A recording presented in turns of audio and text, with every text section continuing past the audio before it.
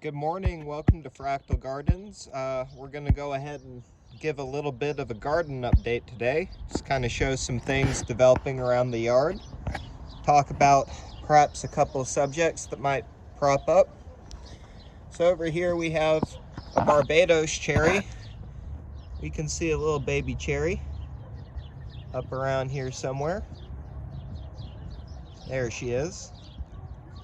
She'll turn red eventually when she's ripe. Got some new growth over here on this olive tree. Some new leaves growing out on this papaya and this babaco, a close relative of the papaya. One thing I kind of think is a little interesting is I decided not to cage this indeterminate, or rather determinate variety of tomato. But it has kind of grown into this lemon here, so we can see instead of having a cage, the tomatoes kind of just naturally adhered over here to this lemon. If you look down here, we can see some of the tomatoes are getting ripe. One advantage of this Surround WP, which I've been using on a lot of my plants, is it does a really good job with pest damage. So even though these tomatoes over here are ripe and you can see they're pretty red, I haven't seen much of an issue with birds or insects on any of my plants that are susceptible, like tomatoes.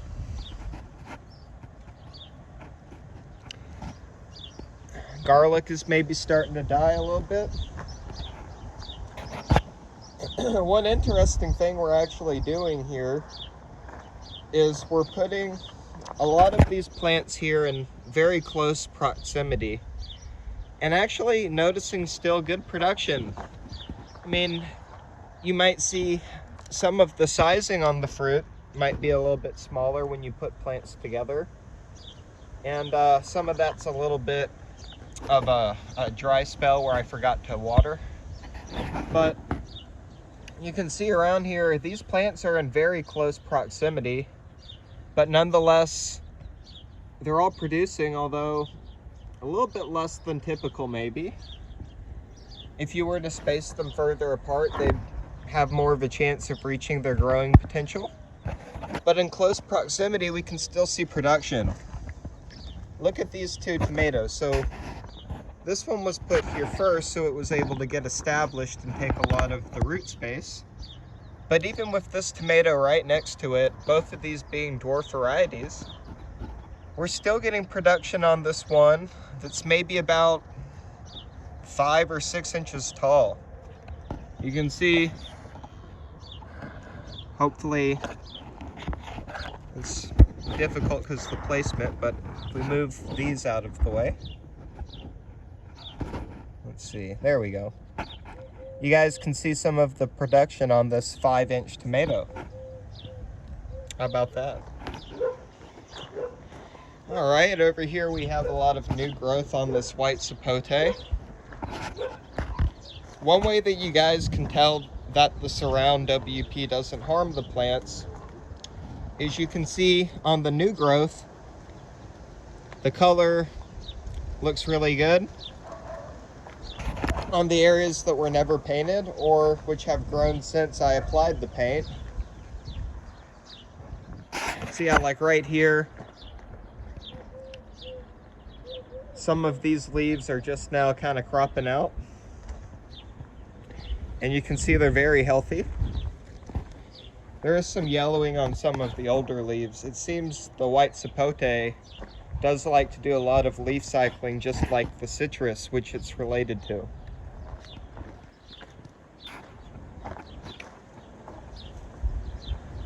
All right.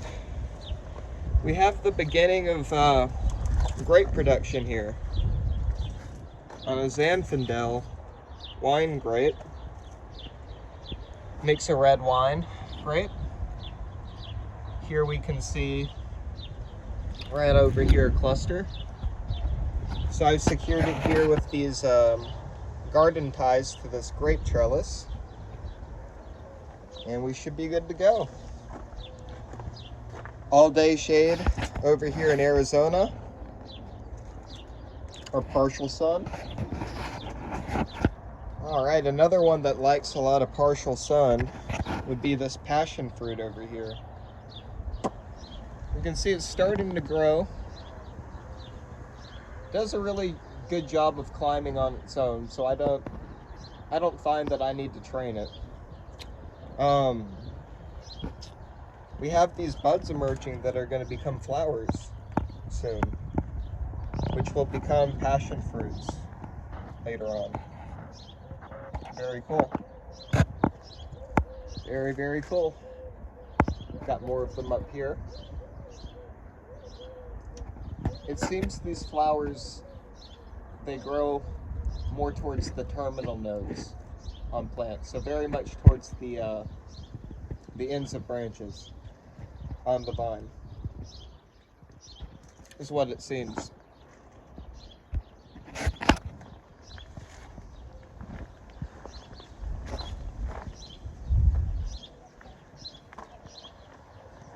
Here's another good example of new growth we can see post-application of the Surround WP.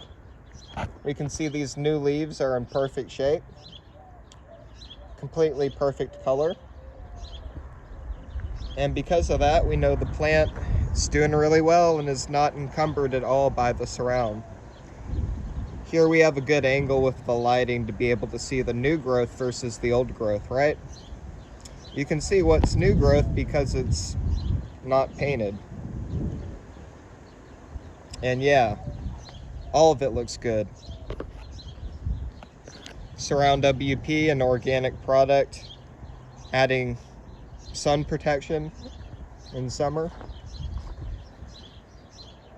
We've got some apriums. I've not thinned them at all, probably should have, but they are getting larger. I think they might change colors in a month or two, maybe a couple of weeks. Little experiment we got going over here with a bunch of wicking systems to water from below. So we have a tomato, a mango, and another mango seedling. As you can see, they're putting on new leaves in this condition. I've only watered them from below and just drizzled a little tiny bit of water on the top in the system. I've had them here for a couple of weeks. They're all doing well. They're all putting on new growth. The advantage of this system is for small-sized grow bags, which like to dry out very quickly. You can prolong the period between waterings. And my experience has been that I've not seen a condition of root rot at all, despite the fact that water is stagnant in the bottom. I do think it is possible that with the fabric pots, despite the fact they are very porous, I do think the combination of a fabric pot and soil creates a semi-permeable membrane of sorts, which I do believe when there's not air spaces or air pockets at the sides, doesn't cause the water level within the pot to be equal to that outside the pot. That's my explanation for it. Otherwise, I really don't understand why these plants don't get root rot unless the roots are not established all the way to the bottom of the pot shed. I will continue to keep them here to monitor the situation, because I'm very curious to see, will these guys experience any root rot at any point? If not, another great advantage of this bottom watering system here would be the fact that you can conserve water, right? Because when water seeps out of these fabric pots very quickly, out of the sides and not just the bottoms of the pots, it's very helpful to have a way for the water to be able to not be wasted and drained away into the soil, but to be self-contained in this way so that it can go back into the container over time. Right? We all want to minimize water use as much as possible, so I think that this system works pretty well. I've heard a lot of good things about it from other people that say it's successful for them, but I am curious about the long-term ability of this, because the other alternative are my wicking systems, my auto watering systems, which function in a similar way to a saucer, but have drainage holes, which allow for overflow control. So let's say you water this very heavily and you're worried about stagnant water in the bottom well. Because of the overflow holes, water will seep out. And then also because of the sand and pipe membrane, we're able to put a great volume of water below this pot here with this auto watering system we've created. That also has the benefit of, I think, maybe a better balance between the moisture levels, right? Because you have 100% moisture here and whatever the soil moisture is here, which might cause it to be wetter, versus what you have here, which is maybe more natural because of this not being 100% through the layer of sand, which is between the pipe water layer below and the pot above, which might give a lower moisture content here. So not 100%. It is 100% in the pipes below where the water feeds from the intake here. But within the gravel or sand layer that you put above, that moisture content is pretty close to what you would see in the soil layer, which means my estimation is that it would be closer in proximity to the natural soil moisture content of saturating the soil on its own. And as mentioned before, this system has the added benefit of an overflow control. So I'm curious to see how the comparison is between saucer systems and the auto watering systems. That is something I am now testing. I do find though that anecdotally, both systems work well. And yeah, like mentioned, we have some young flowers here on this tomato. Shows that it's very healthy. You can see new growth coming out, a new leaf about to form on this mango, and this other mango. And then ever since I put this fig in this wicking system, it's just really taken off.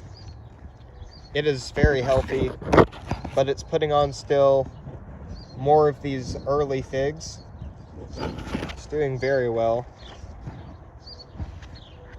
This is a Desert King too, which doesn't do as well in a dry climate, but in this system is able to get a little bit more moisture and save a little bit more time between waterings, which really helps it out a lot. Here we have another saucer system with a bunch of vegetables. I just put them in yesterday. We have some eggplant, some tomato,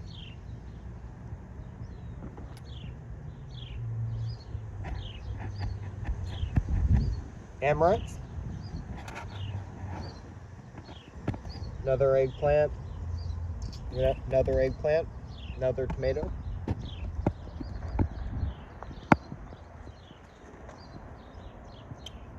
Another thing I wanted to point out are these maturing pomegranates here. We can see a couple are a little bit further along. This one here's the furthest along so far. And some are still in this early bloom stage where the flowers cannot speak, have not fully opened yet.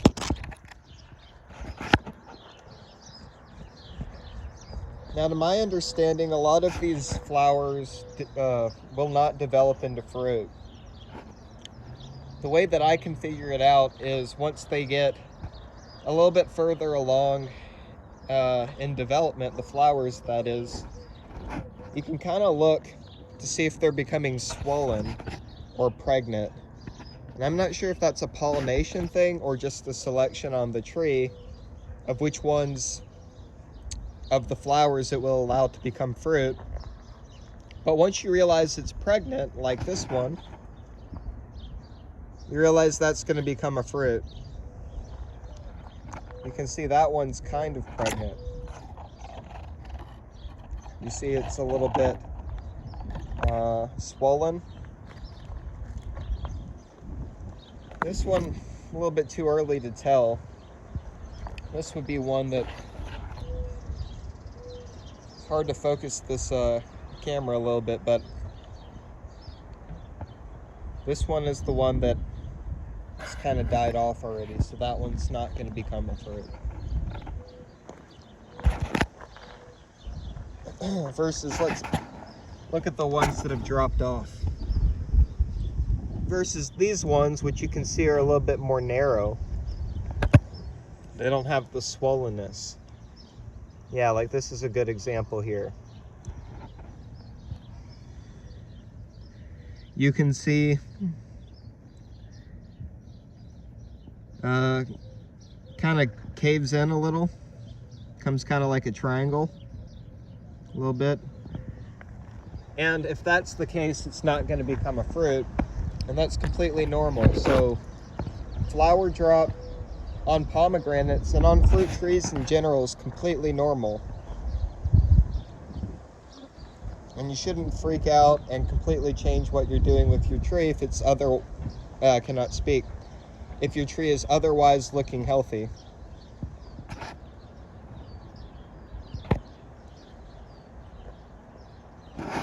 I've just woken up this morning and not gotten any water, so I'm very dry out here already in Tucson. And we're not even to summer yet, but once we get to summer, expect that to get worse for me. I am from Texas, where it's also hot, but not as dry. And so yeah, here we have a really cool plant here. Very small, but an impressive story. This was an eggplant which was not actually planted by me, but rather was planted by a bird that consumed one of my other eggplants in a planter on my side yard. Developed and did not produce fruit because where it actually germinated was not an area where it would get enough sun to do well. But this year survived the winter, which in Tucson we did experience freezing temperatures. That's maybe atypical for an eggplant, but I guess it was sheltered from where it was germinated, and from what happened, it survived the winter and put out some new leaves. However, I wanted to get rid of the planter this year. So what happened was I transplanted it to this pot here, and in the process, I lost about half of its roots. Or maybe that's an exaggeration, maybe about a quarter of the roots or so. And because of that, this guy was really going to struggle if I were just to leave it alone. The way I saved it was I pruned it back about 50% at the same time I potted it. And I watered very heavily daily. for the next few days. And once I saw new leaves emerging, I started treating it more normally again. As you can see, in good health, is going to be putting out a lot of vegetative growth in response, to being pruned, is a sign of the plant in good health. To my understanding, it may still produce, although the older peppers and eggplants and tomatoes get, as they're all somewhat related, the less productive they become, which is why, generally speaking, people grow them as annuals. But it is exciting to see here that you can have success with a plant in difficult situations to transplant it somewhere else. It's a pretty cool little story. I did not plant this. I did not mean for this one to exist. It was not supposed to survive the winter. It was not supposed to survive losing its roots. But nature is resilient.